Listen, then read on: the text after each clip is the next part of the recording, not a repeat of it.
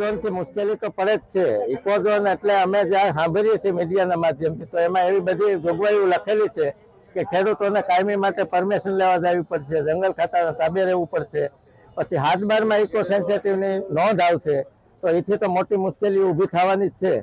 એટલા માટે eco sensitive ઝોનનો અમે સખત વિરોધ કરીએ છીએ અને કાયમી માટે એ ગેજેટ રદ કરવા માટે સરકારમાં માગણી કરીએ। સરકાર ઇકો ઝોન નાબૂદ નહીં કરે તો રસ્તા પરની લડાઈની સાથે સાથે આગામી દિવસોમાં અમારી કાયદાકીય અને રાજકીય લડાઈ પણ શરૂ થશે।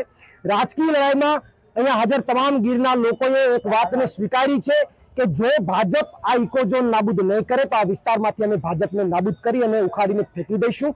એક માહિતી પ્રમાણે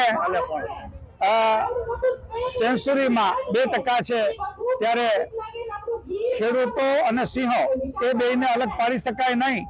ત્યારે ખેડૂતો એ સિંહો ને સિંહો એ ખેડૂતો સાથે સિંહો રહી છે। ત્યારે આ લડાઈમાં આજેથી જો ઇકો ઝોન કરી દેવામાં આવશે તો પણ જ્યાં સુધી ઇકો ઝોન પાછો નહીં ખેંચવામાં આવે ત્યાં સુધીની લડાઈમાં અમે એમની સાથે ઝોનથી મુશ્કેલી તો પડે જ છે। ઇકો ઝોન એટલે અમે જ્યાં સાંભળીએ છીએ મીડિયાના માધ્યમથી, તો એમાં એવી બધી જોગવાઈઓ લખેલી છે કે ખેડૂતોને કાયમી માટે પરમિશન લેવા જવી પડશે, જંગલ ખાતાના તાબે રહેવું પડશે, પછી હાથબારમાં ઇકો સેન્સિટિવની નોંધ આવશે, તો એથી તો મોટી મુશ્કેલી ઊભી થવાની જ છે। એટલા માટે ઇકો સેન્સિટિવ ઝોનનો અમે સખત વિરોધ કરીએ છીએ અને કાયમી માટે એ ગેજેટ રદ કરવા માટે સરકારમાં માગણી કરીએ। સરકાર ઇકો ઝોન નાબૂદ નહીં કરે તો રસ્તા પરની લડાઈની સાથે સાથે આગામી દિવસોમાં અમારી કાયદાકીય અને રાજકીય લડાઈ પણ શરૂ થશે।